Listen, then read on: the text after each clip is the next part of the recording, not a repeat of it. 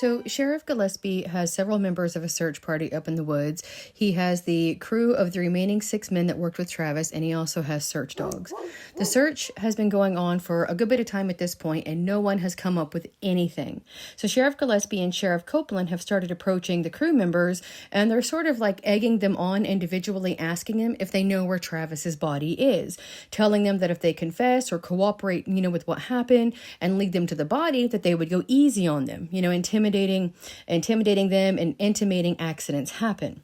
Mike Rogers and his crew are starting to get nervous. They realize how crazy this looks, and with no body to prove cause of death, it's going to look really bad for them.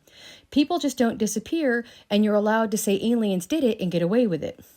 Travis's friends slowly began to realize it could be something more going on here. 3 men in red jackets show up in the woods during this search, and they're scanning the ground with these devices that resemble metal detectors. So crew leader Mike Rogers approaches these men in the red jackets, and he's asking them what they're doing with these devices that look like metal detectors. And the one man tells him that they're scanning for radiation. Mike then asks them who they were, if they were there with the sheriff's department or a separate group, to which they dodged the question and just repeated that they were scanning for radiation. So Mike realizes there's an opportunity here and asks the men in the red jackets to scan his and the other crew members' clothes, because they were all within range of the blast that hit Travis, and if there had been radiation involved, it would be on them and on their clothing. The men in the red jackets scanned the crew's clothes and came up with nothing. Now at first Mike was dismayed, but then quickly remembered that the clothes that they were wearing from the night before were at home. The men had gone home and changed clothes before coming back out to the search site. However, their hard hats were in the work truck. So Mike runs and grabs the helmets and hands them over to the man in the red jacket to scan. Upon scanning the helmet, his device registers full radiation. So Mike sees this and is waiting for the man in the red jacket to say something to him. Instead, however, he calls over the other 2 men in the jackets, shows them that this helmet is registering full radiation, then they nod their heads and say, "Okay," before walking away. The rest of the crew witnessed this interaction and came over to see what was going on.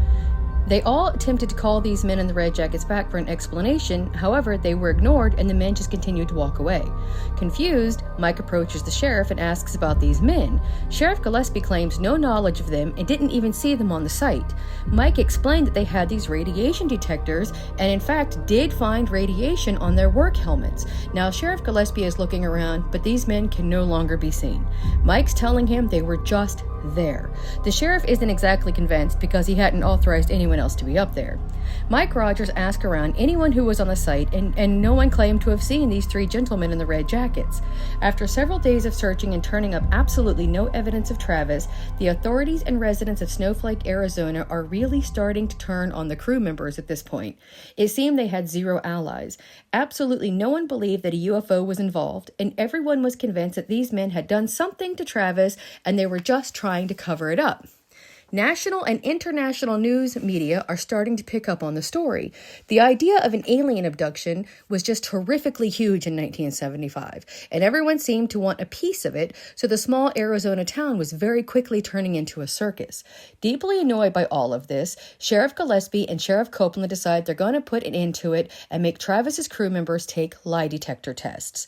They bring one of the nation's best polygraph examiners, and over the course of an entire day, all 6 crew members administered polygraph tests. Each test lasted 2 hours and covered the same questions, more or less leaning towards the criminal side of what could have happened to Travis Walton. 5 of the 6 crew members passed with flying colors, while the 6th crew member, his test came back inconclusive. Now, in no way does that mean he was lying, it just means that there could have been a hiccup in the test somewhere.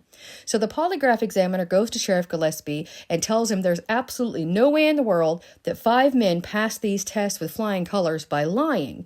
He said they were absolutely, without a doubt, telling the truth about what happened on the night that Travis Walton disappeared. Dumbfounded and confused as to what is actually going on now, Sheriff Gillespie is left scratching his head. However, that wouldn't last long, as 5 days after the disappearance, Travis magically just shows back up. Once interviewed, Travis would say that he remembers waking up in the middle of the road. He didn't know where he was, it was dark and it was raining, he just knew that he was on a road somewhere. He says he felt a presence, so he looked up towards the sky and saw the underbelly of the craft. He remembered what it had looked like before he was zapped by the beam of light, and just then the craft flies away and disappears into the night. Travis knew that he had to get help from somewhere as he was seriously weak and physically exhausted. He knew that he would die if he couldn't get help quickly. Forcing himself to start walking, Travis wasn't sure exactly how far he went before a rest stop came into view. Rest stops have telephones, so he knew he had to get there, and through pure adrenaline, he just takes off running. Arriving at the payphone, Travis is relieved that he actually has change in his pocket, so he phones his brother. Now, at first, his brother doesn't believe that he's speaking with Travis, as he's been presumed dead for the last week. However, Travis kept stressing to him that it was in fact him, he was alive, and, quote, they brought him back. Unquote. When Travis's brother arrives at the rest stop to pick him up, Travis has no idea that he's been missing for 5 days. In his mind, he's just woke up after being knocked out by a flash of light. He feels like it's only been a couple of minutes. Travis would say that the revelation that he was missing for 5 days put him into shock. Travis's brother asked him a couple of times what had actually happened, but Travis never answered. He was almost catatonic. But realizing something huge had in fact happened here, Travis's brother decided he was not going to immediately phone the police, but rather take him to the hospital to get him checked out. Having been taken to the hospital in Phoenix, Travis is being looked over by the ER doctor.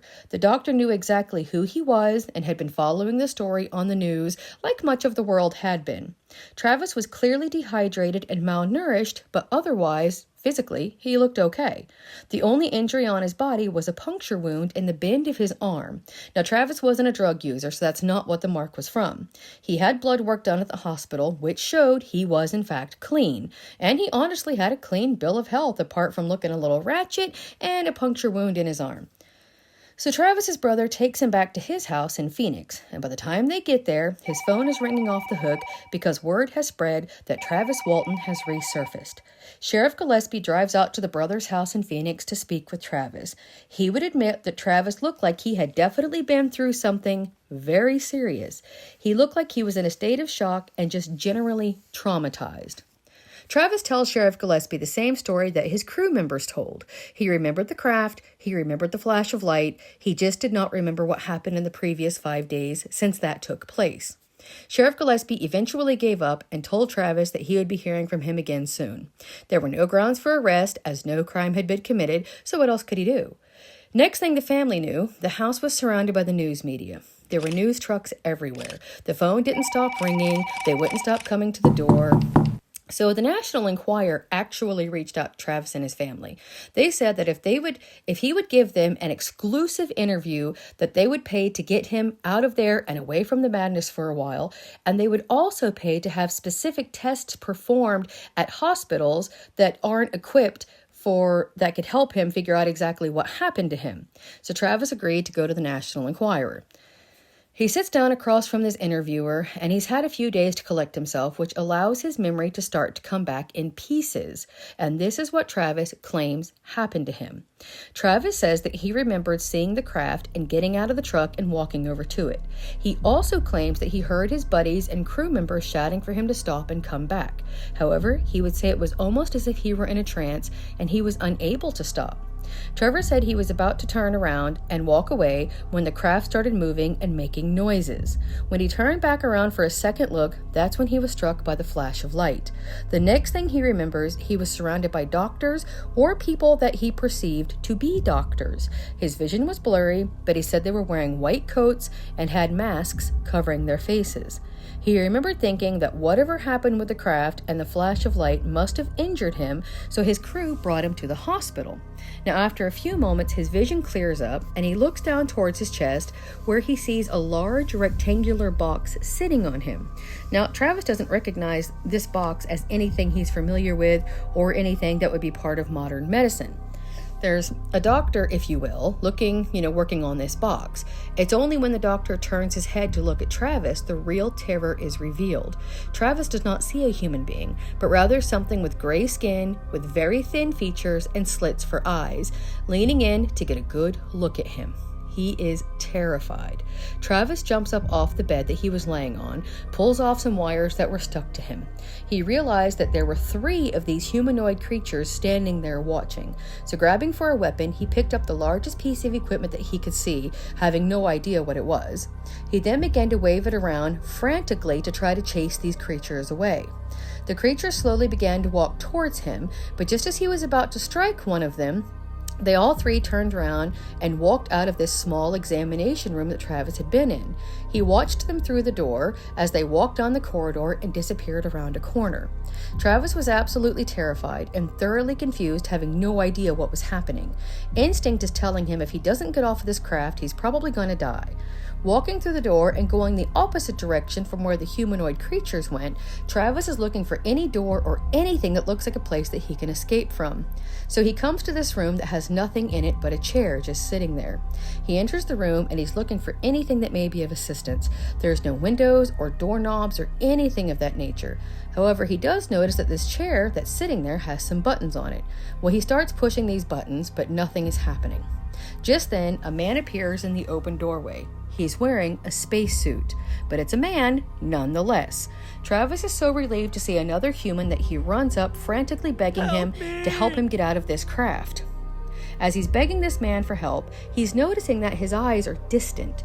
It's like he's standing there, but he's not responding to Travis's pleas. Without making eye contact or speaking a word, the man in the spacesuit takes Travis by the arm and continues to lead him down the hallway the direction that was previously headed. Well, he wasn't saying anything, but Travis was in the belief that this man was in fact going to help him. He opened the door, and they go down this stairwell that opens up into some sort of a bay where there are multiple crafts like the one that Travis saw in the woods. As they're walking through the bay full of crafts, all of these ships are just hovering above the floor, effectively defying gravity. Travis is asking this man in the spacesuit what this is. Are these military? Where are we going? What's going on? But this man is saying nothing. Well, then he opens another door which leads to a very bright white room where there are 3 more men in spacesuits. And just like the first man in the spacesuit, their eyes are distant. It's like their bodies are facing him, but their eyes aren't registering him. As he gets closer, these now 4 total men in spacesuits lift him up and put him on a table. So now Travis is trying to resist because at this point, he's thinking, maybe they're not here to help me. But he's so weak and exhausted that he really just has no fight left in him. So he lays there and watches as they place a gas mask over his face. And his next memory is waking up on the road. A few days went by before Travis was able to sit down with the 6 remaining crew members and explain to them what happened. All 6 men believed every word he said. They didn't want to believe him, but they believed him. They knew what they had saw. They had no explanation. He had been missing for 5 days, and while the whole thing seems insane, it just made sense. The men left the house that day and all went their separate ways. They did not keep in touch, and they never spoke to each other again. The few times the men have been interviewed over the last 40 plus years, they still become very emotional when reliving what happened that day.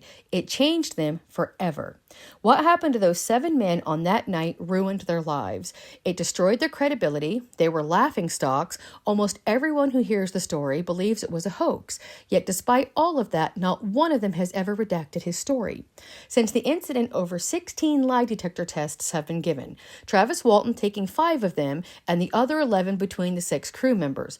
All 16 tests were passed. This incident in the abduction of Travis Walton has left listeners divided for decades. Half believe it, the other half do not. So which side are you on?